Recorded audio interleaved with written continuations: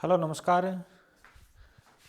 BSc final के लिए जो न्यूक्लियर फिजिक्स की जो लेक्चर सीरीज चल रही है उसमें आज का अपना जो टॉपिक होगा फर्मी गैस मॉडल। जो फर्मी गैस मॉडल के जो कंसेप्ट है उसको अपन फर्मियोन पर भी अप्लाई कर सकते हैं। किस पे बताया मैंने?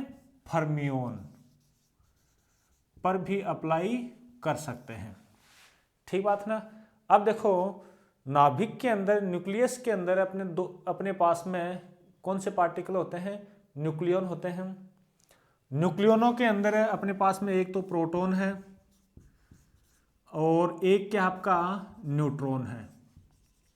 तो देखो, ये मॉडल जब इस पर अप्लाई करते हैं तो देखो, प्रोटोनों को प्रोटॉन फर्मी गैस के रूप में मानते हैं।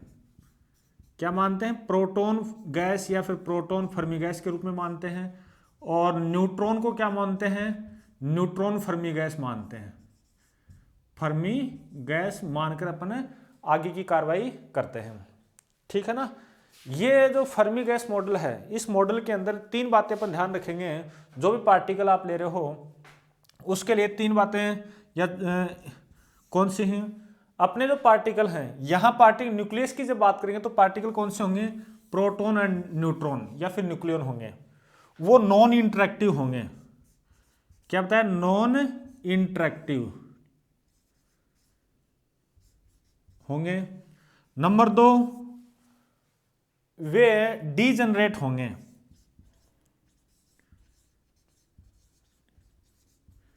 डीजनरेट होंगे, इनका एक्सप्लेन अभी करता हूं। तीसरा है, वे डिस्टिंग्विशेबल होंगे।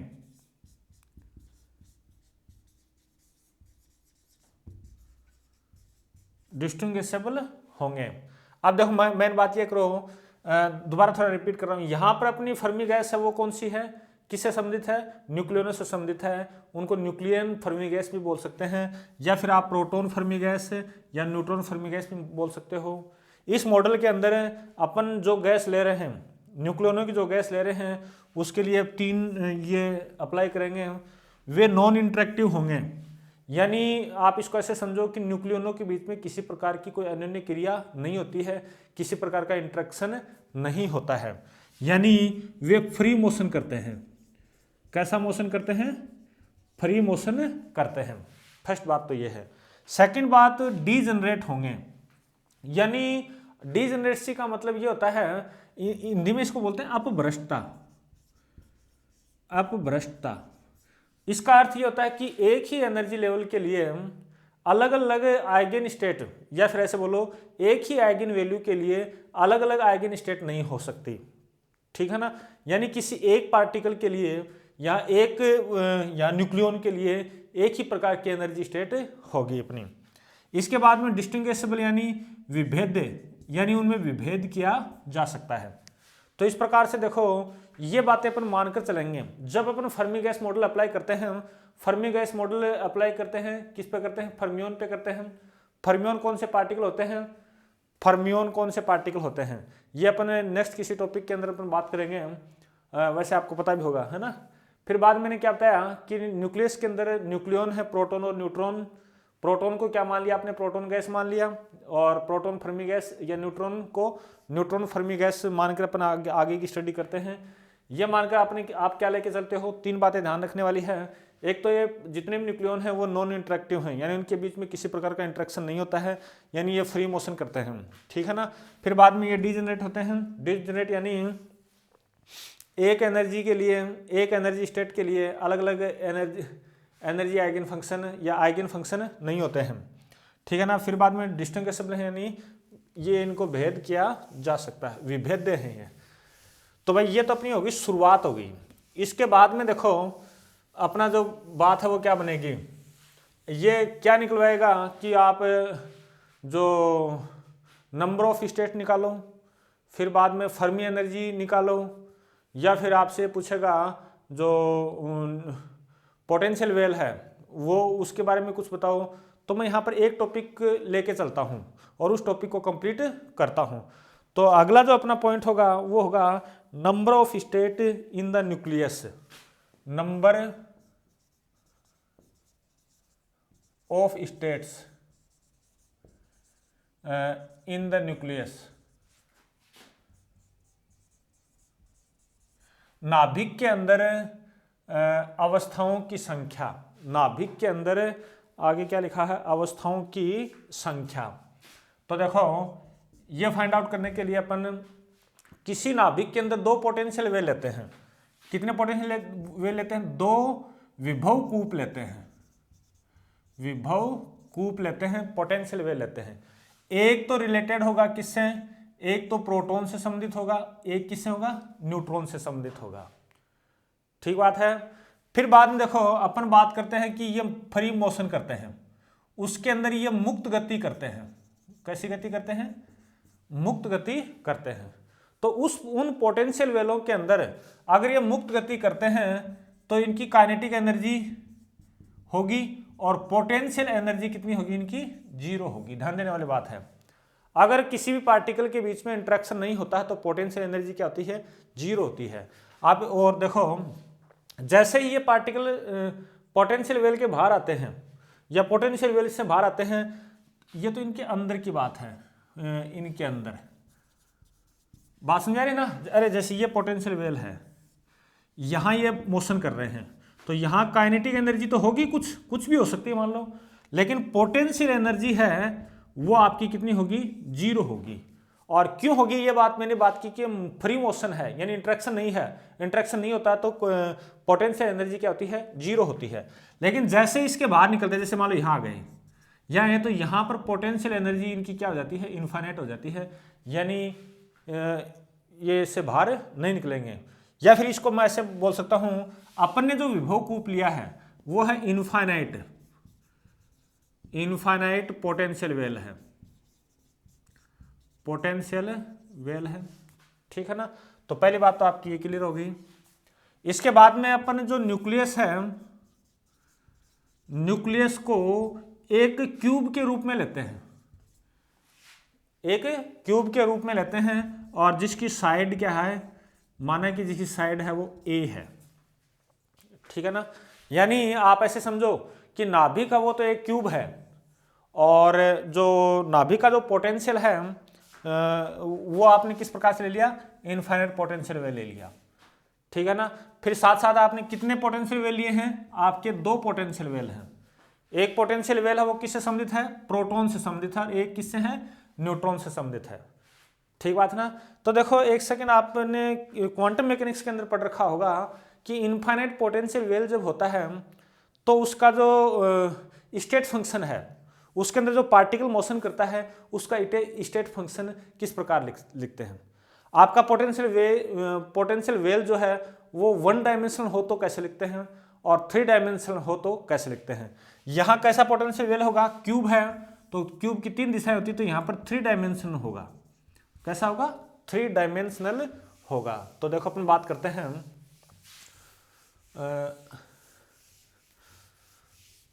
मैंने कौन सी स्टेट फंक्शन की बात की थी? स्टेट फंक्शन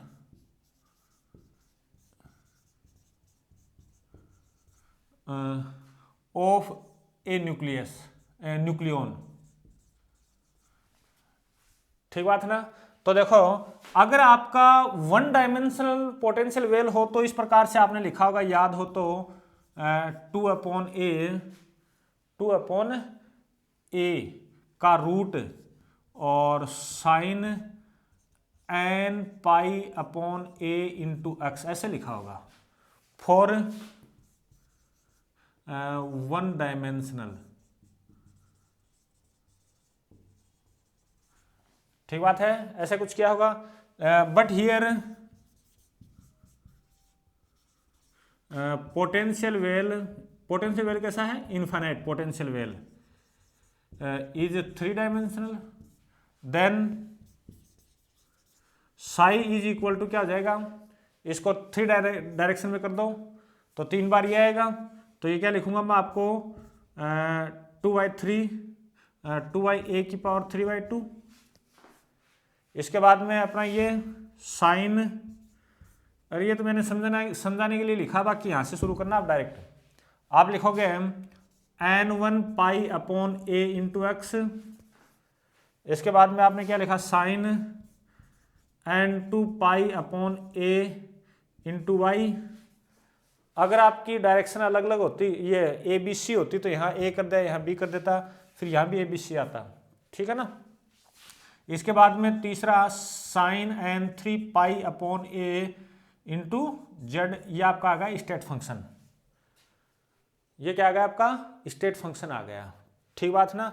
अच्छा, तो मेरे हिसाब से ये आपकी याद हुआ होगा, ये क्वांटम मैकेनिक्स के अंदर भी आपके काम में आता है, यहाँ भी काम में आ रहा है, तो आप में याद कर सकते हो। इसके बाद में जो आपने ये बॉक्स लिया है या पोटेंशियल वेल जो लिया है, ठीक है ना, तो देखो न्यूक्लियन की ऊर्जा, उसके अंदर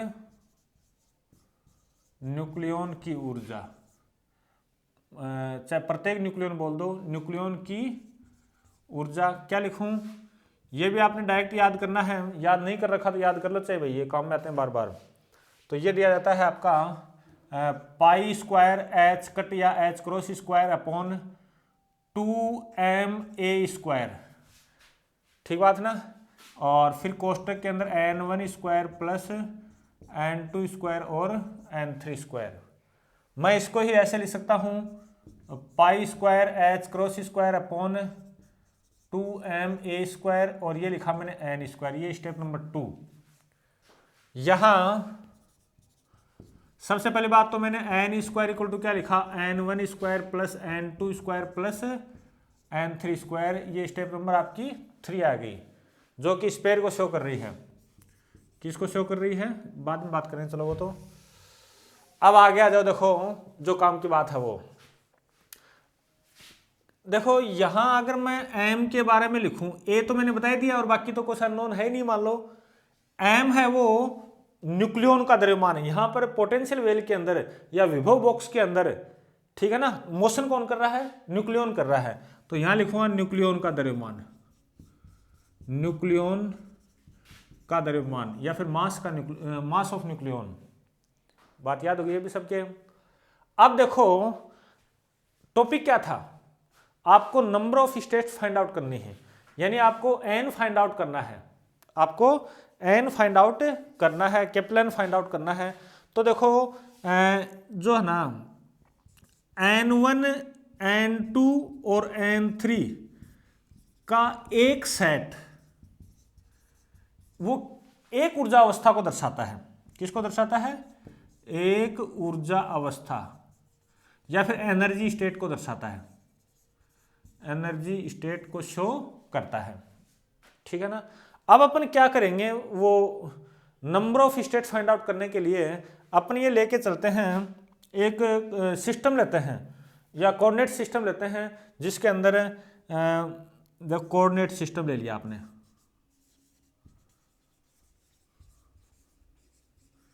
सिस्टम के अंदर एक साइड में तो आपने n1 एक्स अक्ष की तरफ कर दिया, n2 आपने क्या कर दिया, वाई एक्स की तरफ कर दिया, और n3 आपने क्या कर दिया, जेड अक्ष की तरफ कर दिया, ये मान के चलो। तो देखो इनका एक जो सेट बनेगा, यानी ये पॉजिटिव नंबर तो है, अच्छा, वो एक पॉइंट को शो करेंगे, वन सेट ये किसको शो करेगा, एक पॉइंट को शो करेगा, वन पॉइंट। अच्छा, और वो वन पॉइंट है, वो वन एनर्जी स्टेट को शो करेगा, वन एनर्जी स्टेट को शो करेगा। थोड़ा ध्यान देने वाली बात है, दोबारा रिपीट कर रहा हूं। मैंने एक ऐसा कोऑर्डिनेट सिस्टम ले लिया जिसके अंदर आप एक डायरेक्शन में n1 XYZ नहीं होता क्या, ये तो x हो गया, ये y हो गया, ये z हो गया। यहाँ पर n1 n2 क्या है, पॉजिटिव इंटीजर है, ठीक है। अब देखो इसके अंदर जब आप जैसे, अरे ऐसे नहीं करते क्या, यूं कर दिया, ये एक पॉइंट लिया आपने, तो ये किसको शो करे, n1 n2 और n3, ये तो है। तो मैंने क्या बताया कि इनका एक सेट जो है वो एक पॉइंट को शो करेगा, और एक पॉइंट आपके पास में क्या आ जाएगा, वन एनर्जी स्टेट आ जाएगा। ये मेरा समझाने का तरीका बात केवल इतनी सी है। मैं क्या फाइंड आउट करने की कोशिश करूंगा, मैं आप पॉइंट, नंबर ऑफ पॉइंट निकाल लो, और नंबर ऑफ पॉइंट निकालते ही वो नंबर ऑफ एनर्जी स्टेट आ जाएंगे और नंबर ऑफ स्टेट आ जाएंगे, ठीक है ना। तो देखो कैसे निकालते हैं। आपने क्या किया देखो, अगर वो देखी होगी एक स्टेप में ये लिखा था n square equal to n1 square plus n2 square plus n3 square, ऐसे कुछ लिखा था। ये किसको शो कर रही है? स्पेयर को शो कर रही है। किसको शो कर रही है? स्पेयर का इक्वेशन है, ठीक है ना। तो देखो ये आपका एक स्पेयर है, यहाँ पर देखो आपको ये सर्किल सा दिखाई देगा लेकिन स्पेयर मानना है इसको। आपने एक साइड में क्या कर लिया, ये कर दिया n1, दूसरी साइड में n2, ये आपका n3 है। n1 n2 n3 क्या है? पॉजिटिव है। आपको निकालना क्या है? पॉजिटिव वाले नंबर निकालने हैं। तो देखो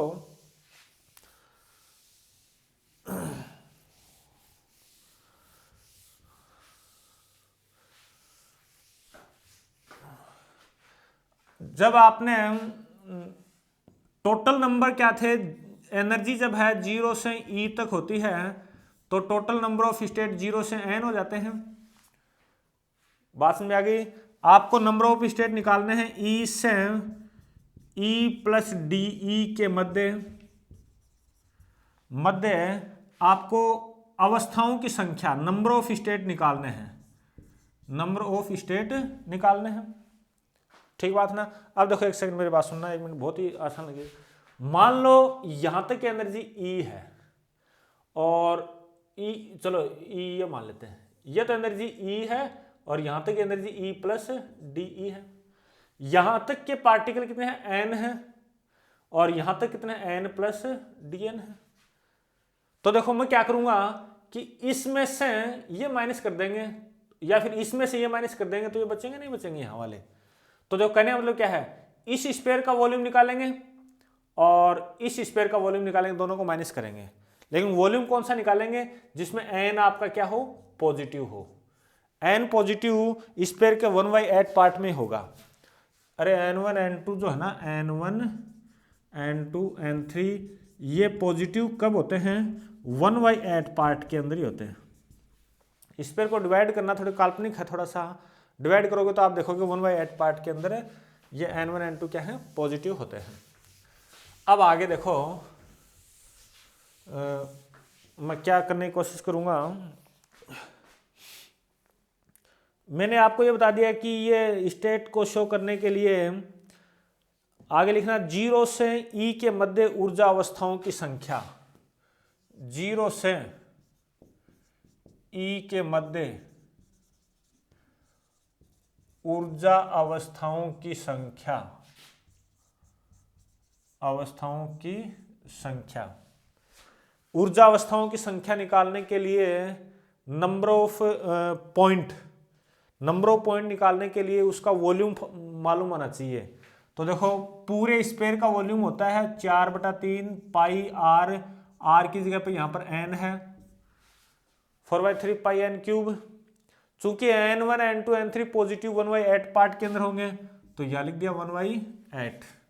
एक बार भाई दोबारा रिपीट कर रहा हूं मैं। मान लो अरे भाई ये स्पेयर है, एक साइड में आपने n1 लिया, दूसरी साइड में n2 और ये लिया आपने n3। इसके अंदर एक पॉइंट है, एक ऊर्जा अवस्था को शो नहीं करेगा क्या? ठीक बात ना। अब मैं क्या कर रहा हूं, मैं इन सब की संख्या निकाल लूं तो ये अलग अलग ऊर्जा अवस्थाएं हो जाएंगी। अच्छा ये कैसे निकालेंगे? पहले मैं निकालूंगा वॉल्यूम। क्या निकालूंगा? वॉल्यूम। तो अब वॉल्यूम में समझने वाली बात है कि 1/8 है। 1/8 इसलिए है कि n1 n2 का मान पॉजिटिव है, किसी स्पेयर या किसी गोले के 1/8 भाग में होता है। बाकी इधर आओ, देखो इधर आओगे तो क्या हो जाएगा, जैसे मान लो n1 यहाँ पॉजिटिव है लेकिन यहाँ n1 नेगेटिव हो जाएगा, सेम ऐसे ही यहाँ कोई दूसरा नेगेटिव हो जाएगा, ठीक है ना। तो इतने आप समझदार हो। फिर बाद देखो कोई भी न्यूक्लियन होता है उसका जो स्पिन है वो 2 टाइप का होता है। न्यूक्लियन स्पिन जो स्पिन है वो कितने प्रकार का होता है? 2 प्रकार का होता है, स्पिन अप और स्पिन डाउन। तो देखो नाउ अब कुल ऊर्जा अवस्थाएं, कुल ऊर्जा थोड़ा शॉर्ट में लिख दिया, ऊर्जा अवस्थाएं बोलो 0 से E के बीच वाली, तो कितनी हो जाएंगी? इसको 2 से मल्टीप्लाई करूं, 2/8 4/3 पाई n क्यूब। बात समझ आ गई सबके मेरे हिसाब से? और इसका करेंगे तो ये आएगा 1/3 पाई n क्यूब, 1/3 पाई n क्यूब आ जाएगा। समझ आ रही है। अतः E से E प्लस DE के मध्य ऊर्जा अवस्थाएं, मध्य ऊर्जा अवस्थाएं यानी एनर्जी स्टेट, वो कितनी आ जाएंगी? उसको अगर मैं लिखूं dN इक्वल टू, क्या करना चाहिए? एक तो इसको थोड़ा, एक तो यहां से है, अरे एक तो E प्लस DE तक माइनस E तक, तो कौन सा बचेगा? बीच का ही तो बचेगा। तो E तक DE प्लस DE के बीच में कितने हैं? 1/3 पाई n की जगह लिखूंगा n प्लस DN का क्यूब माइनस 1/3 पाई n क्यूब। इसका क्यूब जब हटाते हैं तो ये आएगा 1/3 पाई n cube DN cube 3n square DN फिर 3n DN स्क्वायर 1/3 पाई n क्यूब। ठीक है ना। इस 1/3 पाई n क्यूब से तो ये कैंसिल। अब इसको या फिर इसको मैं क्या मान सकता हूँ? नेग्लिजिबल मान सकता हूँ। तो ये बच गया। तो देखो इस 3 से तो 3 कैंसिल, तो आपका आ गया पाई n स्क्वायर DN। ये नंबर ऑफ स्टेट आ गए हैं कौन से? जिनकी ऊर्जा E से E प्लस DE ऊर्जा वाले ऊर्जा स्तरों की संख्या, ये क्या है? संख्या है DN। तो भाई देखो आज इस वीडियो में मैं केवल इतना ही करूंगा। नेक्स्ट वीडियो में दोबारा मिलता हूं। Thank you.